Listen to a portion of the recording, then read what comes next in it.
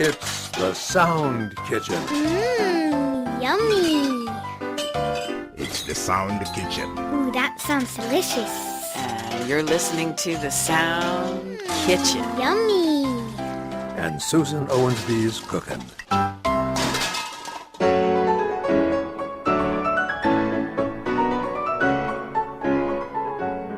Bienvenue and welcome to the Sound Kitchen, where you never know what you'll be served. I'm Susan Owensby. It's Saturday, the 8th of July, the 189th day of the year in the Gregorian calendar. There are 176 days in the year to do something thought-provoking, like write an essay for us. You know, I'm always asking you to get into this kitchen and help me cook. I definitely don't believe in the maxim, too many cooks spoil the broth. I say, the more the cooks, the better the broth. So don't just send in your answer to the quiz. Go a little further. Share who and how you are with your fellow listeners. An essay contest I'm especially fond of is inspired by Edward Murrow, the great American radio journalist. Every evening on his radio show in the 1950s, a listener would read an essay about the principles that guided his life. This is how Murrow introduced the series. This I believe. By that name, we bring you a new series of radio broadcasts presenting the personal philosophies of thoughtful men and women in all walks of life. In this brief time each night, a banker or a butcher, a painter or a social worker, people of all kinds who need have nothing more in common than integrity, a real honesty, will talk out loud about the rules they live by, the things they have found to be the basic values in their lives. I also want to hear your stories about your ordinary heroes, the people in your community who are doing extraordinary things and working to make the world a better place. It's about the teacher who inspires, the dedicated nurse, the neighbor who's always there. As the late Pramod Maheshwari, a faithful Sound Kitchen listener and contributor, once said to me, just as small drops of water can fill a pitcher, small acts of kindness can change the world. Of course, I always want to hear about your radio club's activities. Send in your mini book reviews and your musical requests. I like this one. Tell us about your secret guilty pleasure, mine's chocolate, or your tricks for remembering things. How about a weird dream? And always welcome our descriptions of the local festivals you participate in and your favorite quotations and proverbs. And what the heck, just send in your general all-around thoughts. Here's Laura Angela with the address. You can write to Susan at the Sound Kitchen at rfi.fr. That's the Sound Kitchen, all one word, no spaces, at rfi.fr.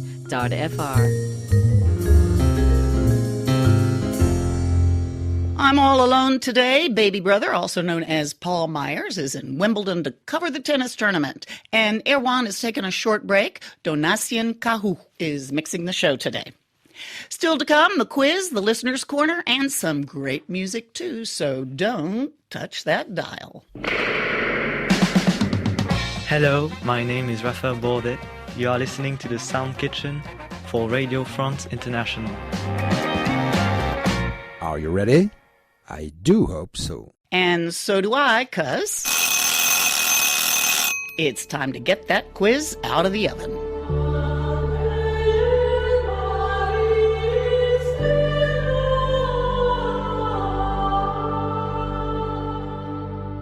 On the 10th of June, I asked you a French history question. That week, French President Emmanuel Macron was on a 2-day visit to Normandy. He went to the incredibly gorgeous architectural jewel, the Abbey Mont Saint-Michel, which is celebrating its 1,000th birthday this year. The first stone was laid in 923. Then he went to Colville, Montgomery, the site of the D-Day landing 79 years ago, which was the turning point in World War II. At Colville, Montgomery, Macron met a soldier, and you were to send in the answer to these 3 questions. What is the soldier's name? How old is he? And what is the name of the regiment in which he served? The answer is, at the time I asked it, the gentleman's name is Léon Gautier, and he is 100 years old. He's the last living Frenchman to have taken part in the D-Day landings, one of the 177 Frenchmen who landed on the 6th of June in 1944 as part of the Kiefer Commando Unit, alongside 132,000 Allied forces. I'm afraid now I must use the past tense. Léon Gautier died this past Monday, as you probably read on our website. This I did not know about him. As noted in our article after the war, he became a campaigner for peace, pointing to his wartime experiences. Rest in peace, Monsieur Gautier. In addition to the quiz question, there was the bonus question. If you have a summer vacation, where would you like to go? The question was suggested by Salim Akhtar Chadhar, who's the president of the RFI 7 Stars Radio Listeners Club in District Chinio, Pakistan. You'll hear the answers later in the Listener's Corner, so please stay with us. The winners of this week's quiz are RFI English listener Wahid Nobi from Rangpur, Bangladesh. Wahid is also the winner of this week's bonus question. He would like to spend his summer vacation at the Serengeti National Park in Tanzania to see the Great Migration, the second largest terrestrial mammal migration in the world. Congratulations, Wahid. There's also Jobayada Akhtar Jai, who's a member of the Nil Shagor RFI fan club in Nilphamari, Bangladesh, and RFI Listeners Club member Kashif Khalil from Faisalabad, Pakistan, and finally, an RFI Listeners Club member I've not heard from in forever, Sunil Dungana, who lives in Coimbra, Portugal. So glad you're back, Sunil, and I hope this means we'll be hearing from you regularly now. Rounding out the list of lucky winners this week is RFI English listener Bobby Noor Al-Haya Hussain from Odisha, India. Congratulations to this week's winners, and thanks to each and every one of you who wrote in.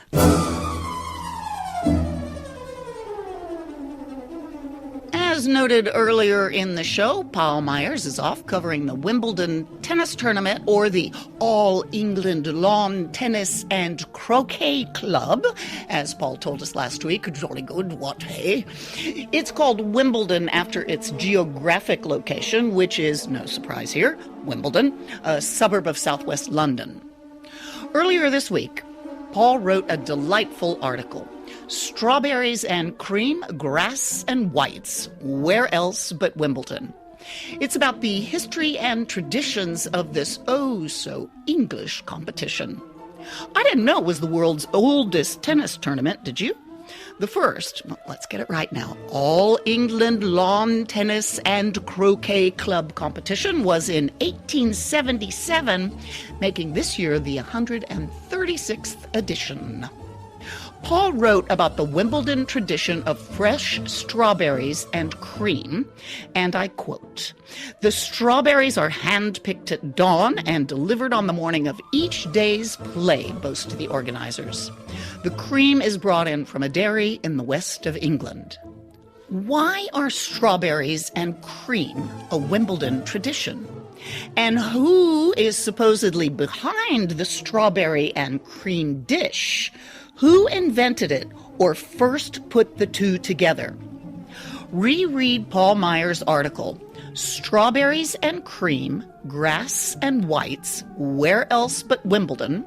And send in the answer to these two questions. Why are strawberries and cream a Wimbledon tradition? And who is supposedly behind the strawberry and cream dish? Who invented it or first put the two together, according to legend anyway? You'll find Paul's article on the Sound Kitchen page on our website, rfienglish.com, as well as on the Sound Kitchen and Club's Facebook pages. This week's bonus question is, what have you done that made someone happy? Thanks to Jayanta Chakrabarti from New Delhi, India, for the suggestion. As we do every week, I'll start your brains moving by answering it myself. So for me, what did I do to make someone really happy? I suppose it's when I told my husband, Xavier, I would marry him 23 years ago. Do I still? Well, you'll have to ask him for that. Remember, we're happy to hear your ideas for bonus questions, so please send them in. What about you? You have until the 4th of September to get your answers to the quiz and the bonus question in. Be sure to tune in on the 9th of September to hear if your answer wins a prize. As always, be sure you include your postal address with your postal code.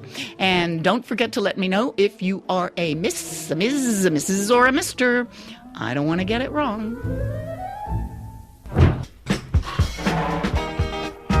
Send your quiz answers to english.service@rfi.fr. That's english.service@rfi.fr. You can also text your answer to the Sound Kitchen mobile phone. Dial +336 31 12 9682. That's +336 31 12 9682. Always include your postal mailing address and, if you have one, your RFI Club membership number. This is the Sound Kitchen. Sound Kitchen. And Susan Owensby's cooking. And now more from and about you. It's time for the Listener's Corner.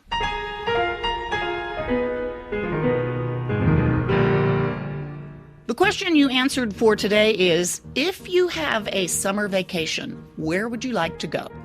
The question was suggested by Salim Akhtar Chadhar, who's the president of the RFI 7 Stars Radio Listeners Club in District Chinio, Pakistan.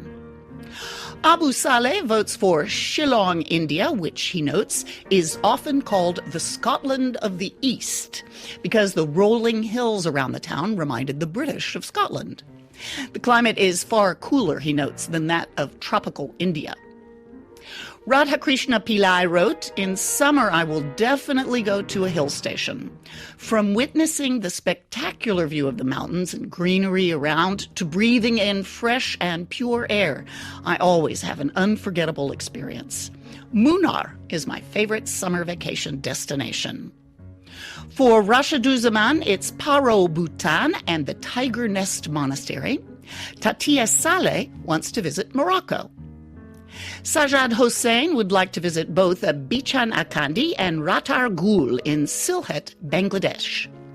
Bichan Akandi for the layers of hillocks and the waterfall, and Ratar Gul because it is, Sajad writes, the only freshwater swamp forest in the country and is affectionately called the Amazon of Bangladesh.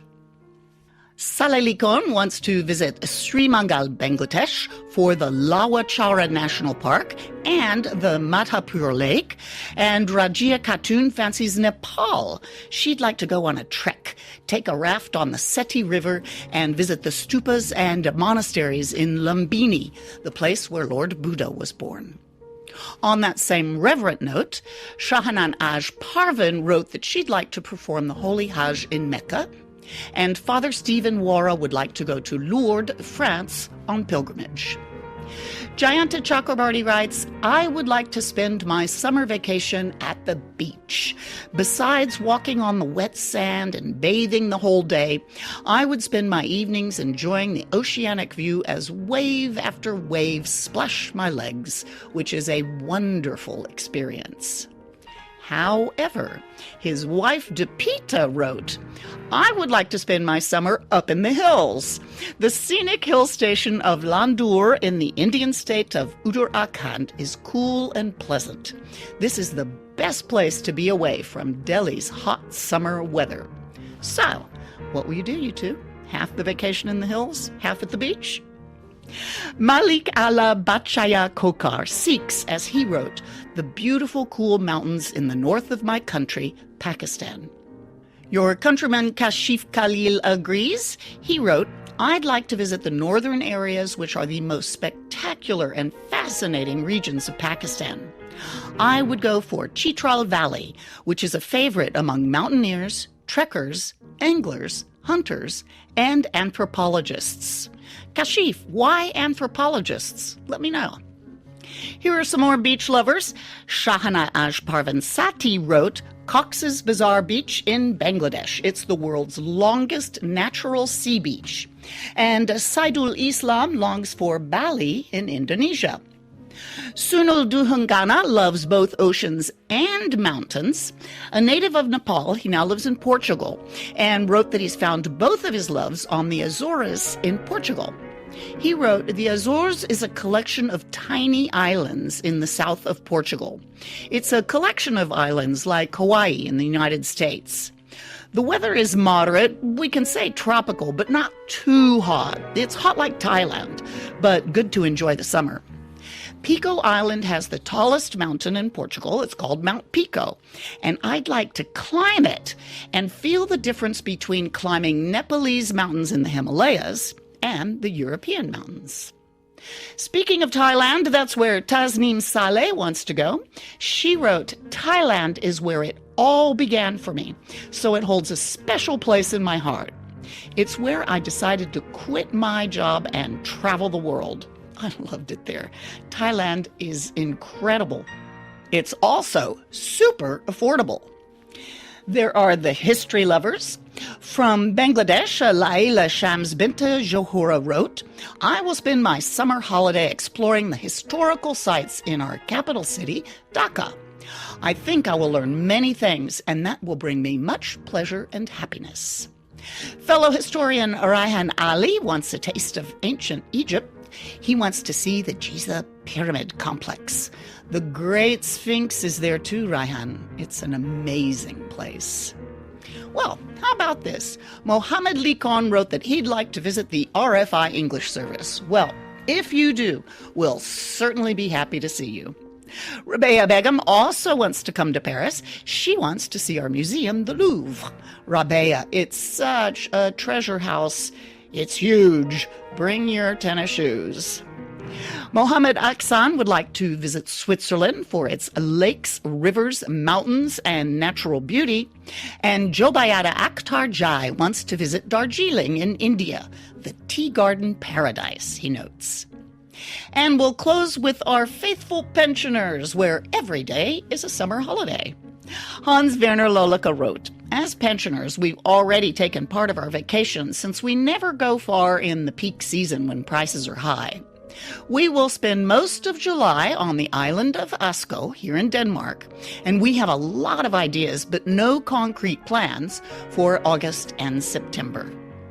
Karuna Kantapal wrote, I'm a retired person, so no leave sanction is required for me. This summer, I will go to a hill station. The queen of hills in India is Darjeeling in West Bengal. It's not too far from where I live, about 500 kilometers, and I can easily get there by train or bus, so no problem. I hope that all of you have wonderful holidays. I'll be off soon too, but you can feast on listener music request programs while I'm away. I'll still be in the kitchen concocting fresh meals for you most of this month. Remember, everyone, this week's bonus question is, what have you done that made someone happy? The question was suggested by Jayanta Chakrabarti from New Delhi, India. Thanks, Jayanta. Do you have a bonus question idea? If so, send it to us at the Sound Kitchen, all one word, no spaces, at rfi.fr. That's it for today's Listener's Corner. Thanks, everyone, for participating.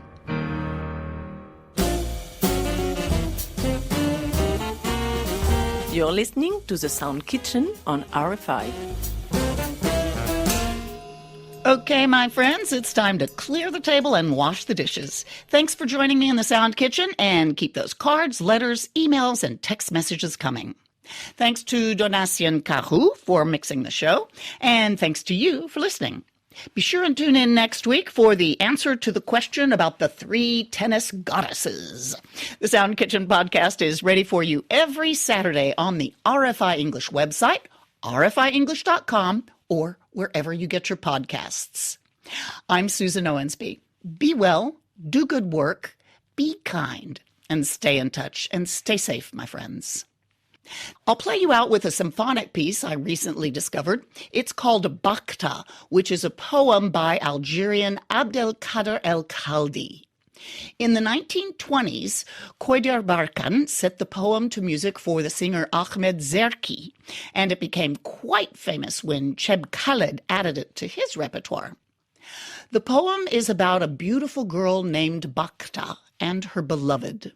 The two are separated by distance and origins. They've not seen each other in a long time, but he has just received a message that she is on her way to him. Unfortunately, try as I might, I could not find out who made this arrangement for orchestra, but it is wonderful. It's performed by the Algerian National Symphony Orchestra, conducted by Zahia Ziwani. Enjoy. Talk to you all next week.